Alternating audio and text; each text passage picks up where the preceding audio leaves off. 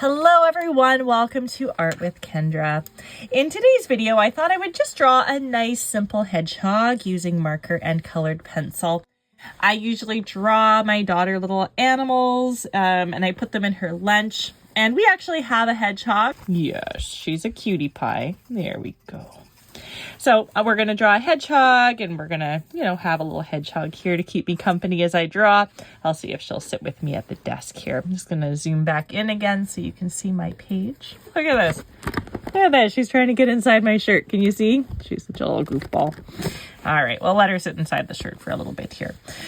So I'm going to be drawing just the shape of my hedgehog, which is kind of this, right? Hedgehogs are basically just little prickly potatoes. So I'm going to draw that nice potato shape, give it a little bit of a point. And that little point is going to be where my nose is. Here we go. Now I'm using a very light marker here. So this is almost like a pencil drawing, right? As this dries, it's going to go away. It's almost going to be invisible, but enough of it will be there that it gives me a little bit of kind of a guide for what I want to do. Now I'm going to be using a really deep gray. I'm not quite going to use black. And what I'm going to do is draw in my little cute nose. There we go. And I can actually just go right in and fill these areas in. And you'll see why when I get to the colored pencil. The colored pencil will sit on top of the marker. I have really nice quality colored pencils, so those give me a little bit of freedom. Now, as you noticed, my hedgehog has kind of darker spikes. So what I'm going to do is just kind of use this 90% gray and zigzag some of those spikes in there. I will eventually blend these out using a slightly lighter color, but I do want those spikes to be largely dark. And I'm going to kind of shade around the ear there. Now I could use this to do a little bit of an outline, but I'm going to actually use a slightly lighter color for that. I'll also be adding in a cast shadow, and that cast shadow is going to help push the elements forward without the need of an outline. Now my cast shadow I want to do in a kind of darker color here. So here's the slightly darker gray. It's just a little darker. You can see or lighter, I should say. Just a little bit lighter. And I'm going to draw the shadow in. So I kind of need a foot here. I'm going to put a foot here. I'm just going to draw that shadow base. Again, I can kind of draw over my shadow with my marker if I want to, but I should be able to, there we go, drop in my shadow. And that's going to help me to separate the legs from the body and all that stuff, and the background from the foreground and everything. So I'm just going to add a little bit of shadow. We can use a bit of shadow even on the underside of some of these areas here, because this is all going to be kind of cast shadow area. And if I want, I can kind of blend these things out a little bit just by going over it, blend that shadow, make it nice and soft, kind of pull the darkness through. There we go.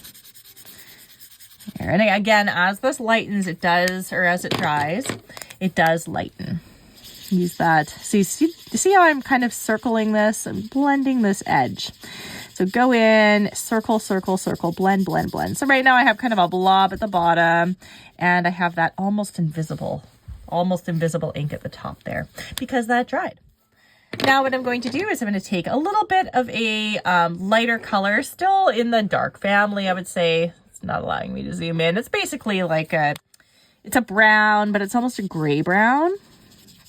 And I'm just going to soften these edges here, add a little bit more darkness to the spikes, a little bit more value, a little bit more color. But I am kind of massaging that darker gray in, so it doesn't feel quite as aggressive. You'll see it gets a little softer as I blend. There we go. There, nice soft little, and I could maybe just throw a little bit in there. Why not? There we go. All right, so now I have my hedgehog shape. You can really see it happening here. We have the shape. We don't have the form yet. The form is where we introduce our highlights. And I'm going to do this with colored pencil.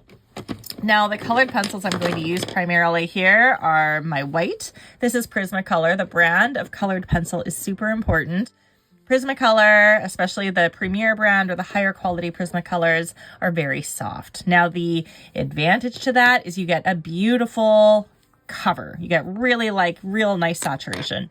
The disadvantage is if you drop this, your lead will shatter. So you have to take really good care of those softer colored pencils. I also have this to kind of blend a little bit, and I'm going to be throwing some pink in there. Hedgehogs do actually have pink skin. So those are the colors I'm going to use for the brighter areas. You'll see right away, I'm just going to zoom in nice and close so you can see this. Watch how this lays on top of the dark. Boom.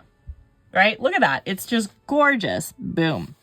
And I don't even have to press that hard. And if you want a little bit more intensity, you can go in with a gel pen later. Gel pens are really good, but I actually find they're almost too good. And they do create a little bit of a hard kind of highlight. But in an eye where you have a reflective surface, a hard highlight is okay. Now I'm doing something called circle shading here, where I'm moving in a circle. And my light is coming in this way, so I'm kind of giving myself a highlight here, and I'll be going a little bit softer with my pressure as I move back, but I'm moving in a circle, and that helps to keep my pressure consistent.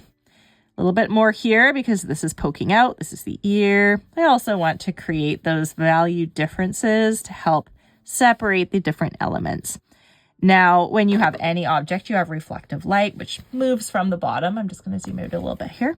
So I am actually going to add a little bit of a highlight to the base here. This is a reflective light coming off of the surface the hedgehog is standing on. Now here I'm going to throw a little leg in. We might have a little highlight on the leg in the front, and again, just maybe a little bit of reflective light in the back.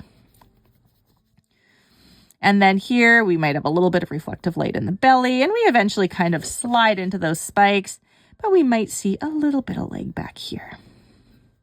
Right, so now you're starting to see this as carving out. We're carving out our highlights, but look at how nice and intense that is. Now, even on the spikes, there's little white points to them. So even though the spikes feel very dark, I'm just going to add a little bit of white in there to break up the dark, again, to help separate it from the background, because we have a dark background. The brown that I'm using today is, I don't know, maybe about a 30% kind of dark value. So the white is really popping off of this. If I was using white paper, the white would not hold this much weight, and we would have to avoid drawing anything we want white. But because I have that really good quality colored pencil and the brown paper, I can use the white to bring those highlights into play a little bit more. All right, now what I'm going to do is use that pink. Now the pink is going to end up being a little darker than the white, of course, but it's going to just give me that pop of color. It's still lighter than the paper, all right? So I can still use it to create a little bit of that separation. Just add the pink where I want that mid-tone, a little bit in the legs, a little bit on the belly. And I could add like a secondary little leg back here, right? Maybe there's like another little leg poking out. This one is usually pretty covered up by spikes anyway, so I'm not too worried about that. And then I'm going to use this as kind of a blender between the two. So, it's a little chalky. I'm not using a lot of pressure. The chalkiness does give it a softness, which I think is okay, considering it's a fluffy little cutie ball. At least the bottom part is. Maybe the top's not as fluffy, right? So I'm okay with the chalkiness here, but having that blender does, help with the consistency. The blender is light, but it's going to just kind of help those two colors merge together. So I'm using circle shading. I'm going in a circular pattern, just adding in those little areas of highlight. Now I do want to help separate these back legs a bit, so I'm going to go back in with my marker. Now this, I'm just going to add a little bit more of a shadow there. Might need to blend these out a little bit still. I don't want it to be too aggressive. There we go. So I am going to blend that. And then I will probably use a medium gray. Let's see, what do I have? This is a 50%. So that what I had before was a 60. This is a 50, so it's a little bit lighter. And using this 50, maybe I will just go in and add just a little bit of shadow. And I think that's looking pretty darn cute. I might do just maybe let's blush these cheeks up a bit. But overall, for my daughter's lunch, this is great.